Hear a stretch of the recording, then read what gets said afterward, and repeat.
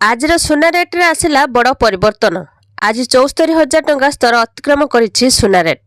आज ओडिशा राजधानी भुवनेश्वर रे 10 ग्राम सुनार दाम 22 कैरेट सुना दर 770 टंका महंगा होइछि। फल 74,000 टंका अच्छी तेज से भली 10 ग्राम पिछा 22 कैरेट सुनार मूल्य 700 टंका वृद्धि पाई 67,000 टंका अच्छी। तेज चलित वर्ष आरंभ वर्तमान सुधा 10 ग्राम सुनार दाम 10,000 टंका अधिक महंगा होइछि। आगामी दिन में सुना एवं रूपा दर में वृद्धि धारा जारी रहिबो। आसंता वर्षक मध्य सुना 80,000 रु 85,000 टंका पर्यंत जाइपारे। सेपरि किलोग्राम पिछा रूपा मध्य 1 लाख टंका पर्यंत पहुंची पारे। तेबे आसंतु देखिबा आज आपणक सहर में सुनार दाम केते अछि।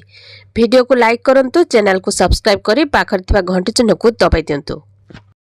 तेबे पुणी बढ़ी सुनार रेट।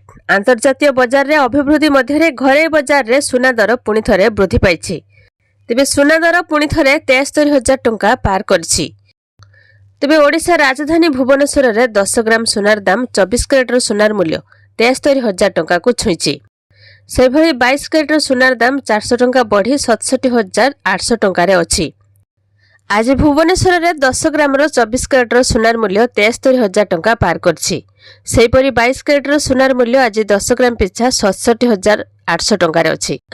कटक रे मध्य सुना दर परिवर्तन होइछि, जहाँकि 22 कैरेट सुनार मूल्य 67,000 टंका थिबा बेले 24 कैरेट सुनार मूल्य 72,000 टंका अछि। जदि आपण सुनार शुद्धता जांच करबाकू चाहछंती आपण बीआईएस केयर ऐप रे जांच करि परिबे। तेबे क्रमागत भाव में सुना दर में वृद्धि परिलक्षित होछि। विश्व स्तर में चलिथिबा भू राजनीतिक उत्तेजना एवं बजार उपर संदेहजनक दृष्टिकोण सुना दर वृद्धिर अन्यतम गुरुत्वपूर्ण कारण बोली कहा जाउछि। तेबे गत किछि मास धरी सुना दर क्रमागत भाव में वृद्धि पाउथिला। केतेबेले एहार मूल्य रे सामान्य ह्रास घटुछि तो केतेबेले वृद्धि पाउछि। तेबे 2024 मार्च परठारु सुना मूल्य रे जबरदस्त वृद्धि घटिछि। तेबे हठात सुना दर वृद्धि को नहीं विभिन्न विशेषज्ञ भिन्न भिन्न मत।